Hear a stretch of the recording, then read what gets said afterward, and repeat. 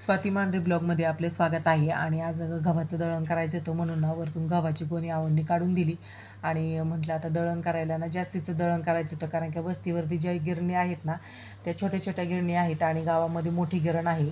आणि छोट्या छोट्या गिरणींवरून आहे ना आता व्होल्टेज प्रॉब्लेममुळे त्या गिरण्या देखील चालत नाही, म्हणजे स्वतःचंच त्या करतात पण दुसऱ्यांचं असं दळून देत नाही. आणि मग म्हटलं गावात मोठी गिरण आहे तर मग गावात काही असं थोडं थोडं नाही का दळण घेऊन जाता येत नाही, मग जास्तीचं दळण करावं म्हटलं 20-1 किलो दळण करावं म्हणून आता गहू काढले होते. आणि ते पाहू शकता मी गव्हाची पोती जेव्हा आहे आपले शेतातलेच गहू आहेत बरं का. आणि शेतातले गव्हामध्ये ना पोते भरून ठेवताना असे लिंबाचा पाला ठेवला होता आणि इथे काडीपेटी ठेवली होती, पण काडीपेटीमधल्या काड्या ह्या काढून ठेवल्या होत्या म्हणजे अजिबात ना गव्हाला कीड वगैरे लागत नाही. आणि लिंबाचा पाला 2 दिवस 3 दिवस चांगला सुकून द्यायचा आणि असं प्लॅस्टिकच्या बॅगमध्ये ठेवायचा आणि त्याला थोडीशी छिद्र करून ठेवायची, म्हणजे कडू असा वास गेला ना तर मग अजिबात कीड वगैरे लागत नाही.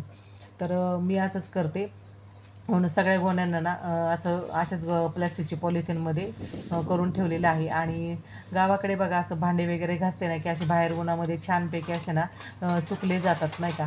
आणि 2-3 दिवस झाले पाणी पण नाही आहे, त्याच्यामुळे ना भांडे आणि कपडे बाहेरच टाकीवरती करावे लागतात, त्याच्यामुळे बाहेरच ठेवले होते मी.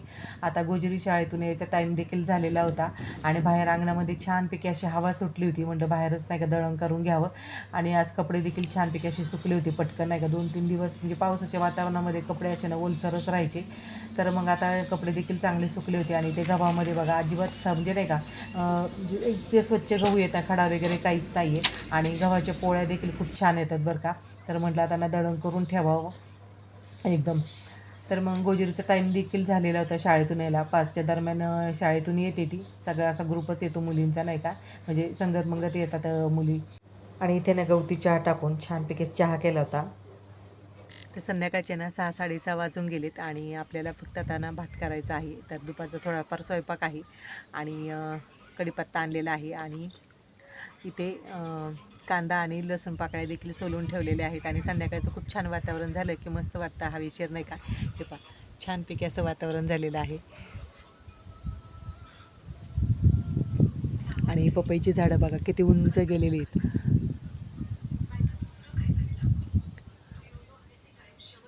आणि संध्याकाळचे ना असे मोगऱ्याची फुलं भरपूर उमलतात आणि जुईची फुलं देखील उमलायला लागतात छान. हे पहा.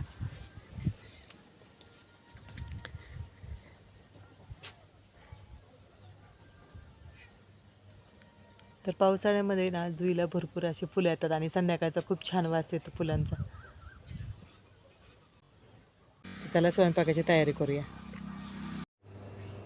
तर आज आपल्याला फोडणीचा भात करायचा होता आणि त्यासाठी ना इथे कांदा, टोमॅटो, बटाटा टाकला होता आणि इथे हिरवी मिरची ना लसूण आणि आलं वाटून टाकलं होतं आणि त्याच्यामध्ये ना शेला तांदूळ घेतला होता आणि तो चांगला असा ना धुवून घेतला होता 2-3 पाण्याने, कारण की पिवळसर पाणी निघतं, आणि चांगला परतून परतून घेतलेला होता. आणि त्याच्यामध्ये नाच गरमच पाणी टाकायचं.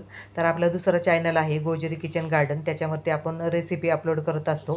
तर तिथे फुल रेसिपी फोडणीच्या भाताची आलेली आहे, तिथे जाऊन तुम्ही फुल रेसिपी पाहू शकता, कारण काय हा फोडणीचा भात चवीला खूप छान लागतो. तर इथे ना तांदूळ चांगले असे परतून परतून घेतले ते बघा. आणि त्याच्यामध्येच ना आपण आता गरम पाणी टाकणार आहोत. गरमच पाणी टाकलं ना की मग नाही का चांगली अशी उकळी पण भाताला पटकन येते आणि भात पण पटकन शिजला जातो. तर मस्तपैकी आपला असा फोडणीचा भात ना असा सुगंध सगळ्या घरभर दरवळत होता आणि इतका छान झाला होता ना चवीला. आणि बागेतील ना परसबागेमध्ये शेवटच्या अशा 2-3 कैऱ्या राहिल्या होत्या, मग त्या कट करून आणल्या आणि हळद मीठ लावलं चांगलं त्याला. आणि छानपैकी अशा ना हळद मिठातली कैरी आणि आपला फोडणीचा भात इथे तयार झालेला होता. आणि इतका छान झाला होता ना चवीला की नाही का, मस्त लागत होता भात आणि बरोबर अशी कैरी.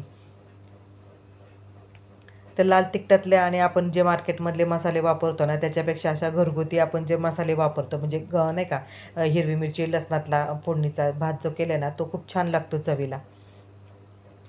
आणि मस्तपैकी अशी कैरी.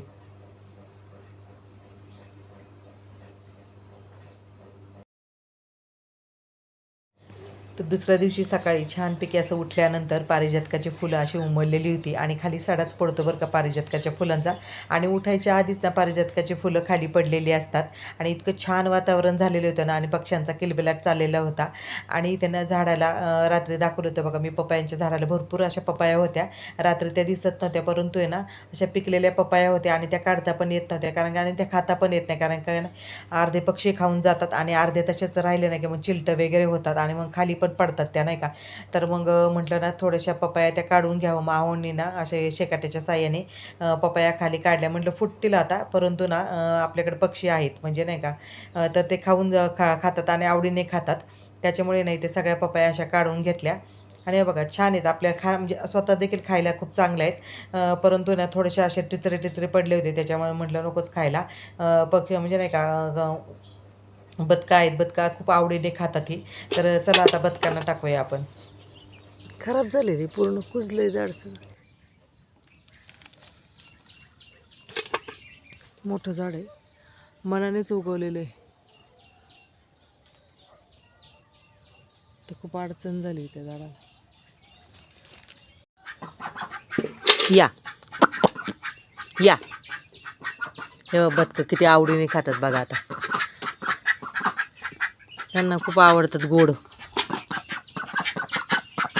म्हणजे फोडायची देखील गरज नाही, इतके पटपट खाऊन घेतात बघा.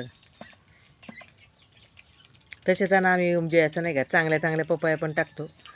हे पहा किती आवडीने खातात, त्यांना गोड पदार्थ खूप आवडतात. कलिंगड नाही का, पपया. मी फक्त साल राहून देत.